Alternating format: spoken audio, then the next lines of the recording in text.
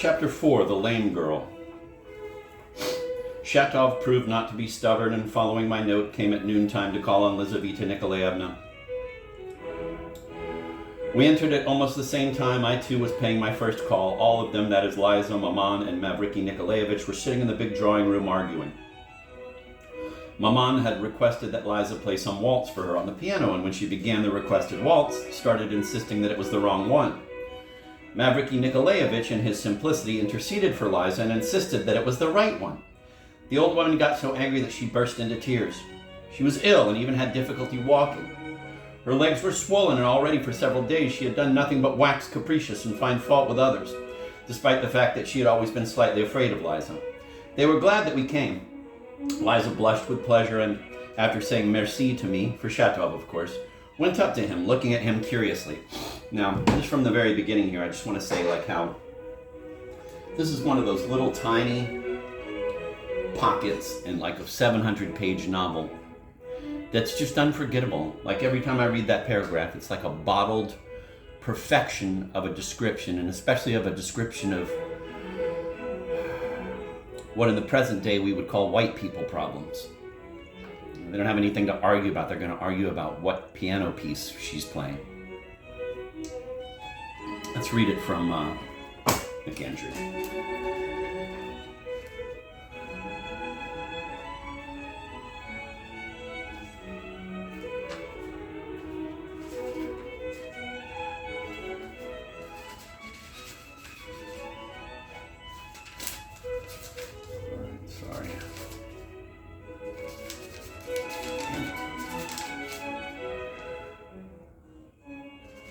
The Cripple, Chapter 4. Andrew R. McAndrew. Shatov elected not to be stubborn and presented himself at Liza's house at noon, as I had suggested in my note. We arrived almost simultaneously, as I was also paying my first call on her that day. Liza, her mother, and Maurice were sitting in the large drawing room arguing. Mrs. Drozdov wanted her daughter to play a particular waltz on the piano. Liza started playing, but her mother said that that wasn't the waltz she had asked for.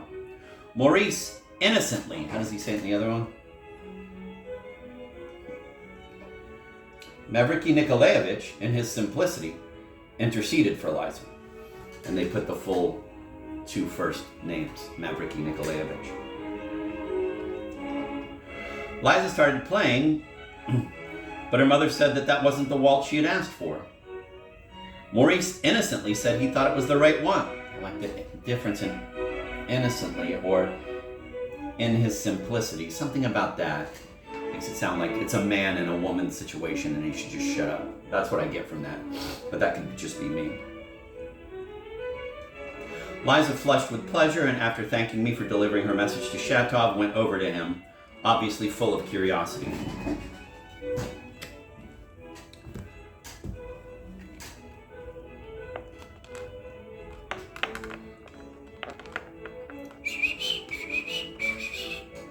It's amazing how difficult it is to get that to stand up. I didn't want to cover the dog's face, Seems...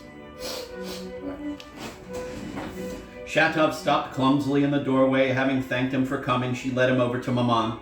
This is Mr. Shatov, of whom I spoke to you, and this is Mr. Govorov, a great friend of mine and of Stepan Trofimovitch's. A great friend of mine and Stepan Trofimovich's. Mavriky Nikolaevich also made his acquaintance yesterday. And which one is the professor? There isn't any professor, Maman. Yes, there is. You were saying yourself there would be a professor. It must be this one. She pointed squeamishly at Shatov. I never told you there would be a professor. Mr. Govorov is in the civil service and Mr. Shatov is a former student.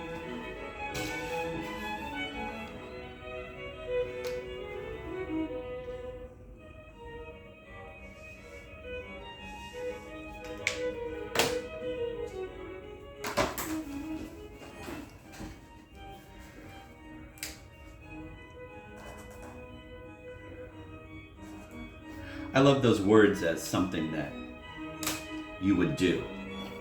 Mr. Govorov is in the civil service, and Mr. Shatov is a former student. I'm gonna have to check McAndrew. Of course, I didn't put a bookmark, of course. that far.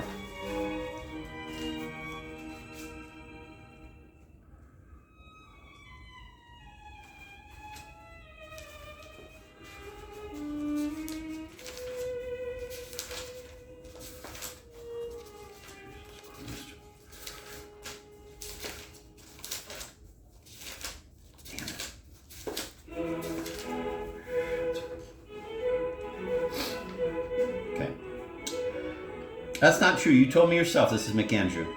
There would be a professor. This must be he. She motioned rather scornfully toward Shatov. I never told you I was expecting a professor today. Mr. Govorov works for the government. I love that. Like, again, like, works for the civil service or works for the government. Like, that's a proper answer? Like, what does he do for the civil service? What does he do for the government?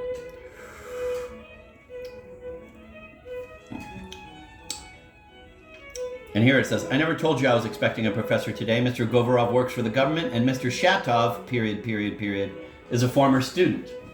There's no period in the Paveer Volokonsky, which I think is funny because it looks like she's stammering for time to say something respectful about Shatov. I mean, completely that's how that seems, in that little tiny twist of leaving out the 3 periods. I never told you I was expecting a professor today. This is McAndrew. Mr. Govorov works for the government, and Mr. Shatov, period, is a former student. That's McAndrew, and this is Paveer Volokonsky. I never told you there would be a professor. Mr. Govorov is in the civil service, and Mr. Shatov is a former student. No period. All right, we continue. Student, professor, anyway, it's from the university. You just want to argue. And the Swiss one had a mustache and a little beard. It's Stepan Trofimovich's son that Maman keeps calling a professor, Liza said. And she led Shatov to a sofa at the other end of the drawing room. She's always like that when her legs are swollen. Ill, you know, she whispered to Shatov, still studying him with the same extreme curiosity, especially his lock of hair. You know, in all these years of reading, over 30 years of reading this book, I don't have a clear picture of Liza. I really don't have a clear picture of anyone, and I love it that way, you know? If I did, they'd look like a friend of mine or someone I know in a movie or something, and that would ruin it. They are completely a part of designing human beings in writing.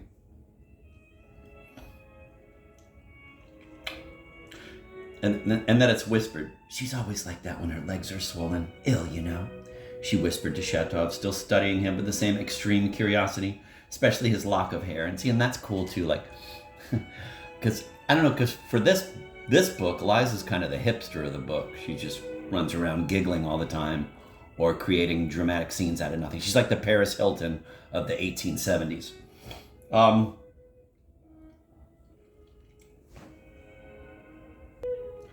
Okay, now the Maman will begin a proper interrogation of the new guests. And this is the old woman speaking. Are you military? The old woman, to whom I had been so mercilessly abandoned by Liza, addressed me. I love this. This is very much parlor talk, you know, like rich people in a room where, like, the entertainment, there's no television or radio, it's a piano.